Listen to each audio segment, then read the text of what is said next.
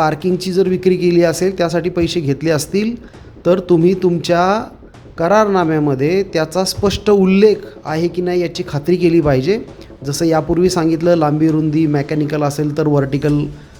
Clearance वगैरे, ह्या सगळ्या गोष्टी की तो पार्किंगचा प्रकार, पार्किंगचा क्रमांक, पार्किंगचा आकार आणि निश्चित स्थान, लांबी रुंदी आणि व्हर्टिकल क्लिअरन्स, ह्या सगळ्या गोष्टी तुमच्या ॲग्रीमेंटमध्ये असल्याची खात्री तुम्हाला करायची आहे, तुम्ही केली पाहिजे आणि मगच तुम्ही दस्त नोंद केला पाहिजे. आणि जर समजा अशा कुठली प्रकारची तुमच्याकडून राहून गेलं असेल तुमच्या ॲग्रीमेंटमध्ये,